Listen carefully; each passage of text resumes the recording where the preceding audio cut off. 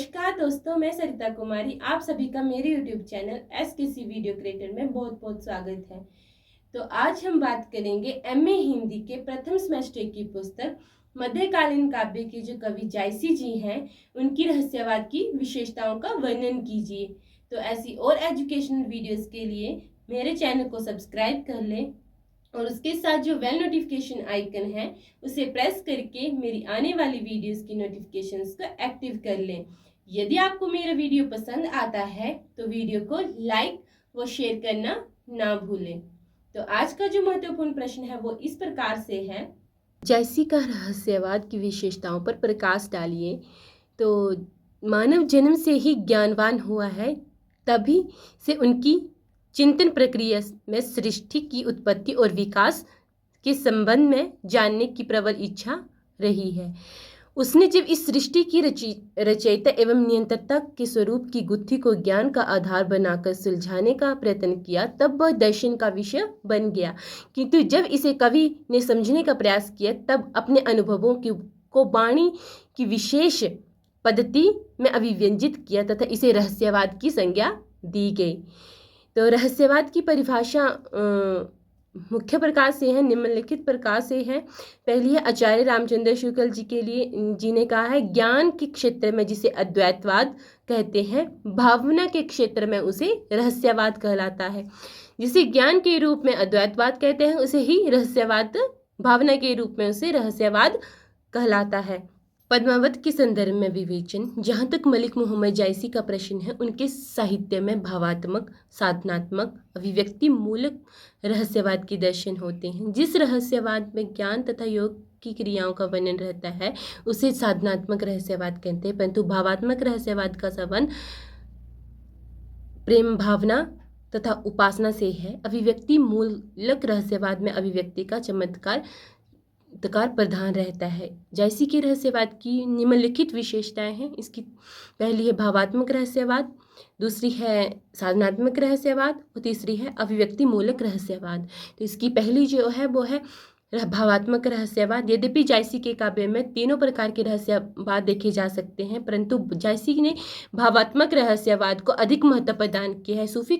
सूफी कवियों ने प्रेम भावना को व्यक्त करने के लिए प्रत्येक साधन बनाया है। वे प्रेमी प्रेमिका को प्रतीक मानकर सगुण आधार का निर्माण करते हैं। प्रतीक के कारण ही उनके निगुणवादी सिद्धांत का निर्वाह हो जाता है और प्रेम निरूपण का भी यही कारण है कि जायसी ने हर रहस्यवाद में कबीर के प्रेम का निरस्ता नहीं है। उनका विराग, उनकी साधना प्रेमिका के संयोग प्राप्त करने का साधन बन गई है। कहाँ मानसत चाहा सो पाई, पारस रूप यह लगी आई। भा निर्मल तेन्य पायन पर से, पावा रूप के दर से। तो इस आधार पर हम कह सकते हैं कि राजा रतन सेन पद्मावती के वियोग के कारण व्यतीत है तथा दूसरी और पद्मावती मिलन से पूर्व ही सुहेलदीप के वियोग में ग्रस्त हो जाती है। इसकी अगली रहस्यवाद की विशेषता है साधनात्मक रहस्यवाद। पद्मावत में साधनात्मक रहस्यवाद की यंत्र तंत्र योजना हुई है। कवि ने हठ योगियों की ईड़ा, पिंगला, सुषमा आदि परिभाषित शब्दों का प्रयोग करने के साथ साथ शरीर रूपी किले में जो 9 द्वार तथा 10वें द्वार की चर्चा की जाती है, यह साधनात्मक रहस्यवाद को व्यंजित करती है।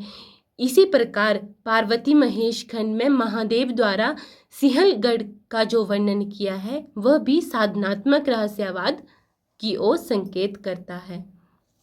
तो जायसी ने अपने इस साधनात्मक रहस्यवाद में सूफियों की 4 दशाओं शरीयत, तरीकत, हकीकत और मार्फत को भी शरीक किया है।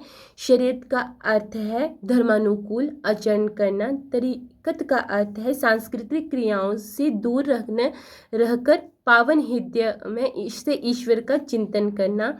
हकीकत का अर्थ है साधना तत्व दृष्टि को प्राप्त करके त्रिकालक्ष्य हो जाना और मार्फत का अर्थ है प्रेम के द्वारा ईश्वर में लीन हो जाना। नवी खंड नब पोरी ओह तह ब्रज के वार, चारी वसेरे सो जड़े, सत सो उतरे पार। इसकी अगली रहस्यवाद की विशेषता है अभिव्यक्ति मूलक रहस्यवाद। जायसी ने पद्मावत में कुछ स्थलों में अभिव्यक्ति मूलक रहस्यवाद की भी अभिव्यंजना की है। साधना द्वारा भाव को प्रकट करने के लिए कवि ने इस प्रकार के प्रतीकों की योजना की है जो पाठक को चमत्कारिक अर्थ की ओर आकर्षित करती है। जायसी चमत्कार प्रदर्शन में विश्वास नहीं रखते थे, परंतु युग प्रभाव के कारण उन्हें चमत्कार का प्रदर्शन करना पड़ा। संक्षेप रूप में हम कह सकते हैं कि जायसी का रहस्यवाद मुख्यतः भावनात्मक रहस्यवाद है। कवि लौकिक प्रेम के द्वारा आध्यात्मिक प्रेम की अभिव्यंजना करना चाहता है। इस दिशा में उन्हें सफलता भी प्राप्त हुई है। उनके रहस्यवाद में सूफी प्रेम तत्व तथा भारतीय ज्ञान तत्व का समन्वय देखा जा सकता है। आपको मेरा वीडियो कैसा लगा कमेंट बॉक्स में ज़रूर लिखें। यदि आपको मेरा वीडियो पसंद आया है तो इसको लाइक व शेयर करना ना भूलें। Thanks for watching.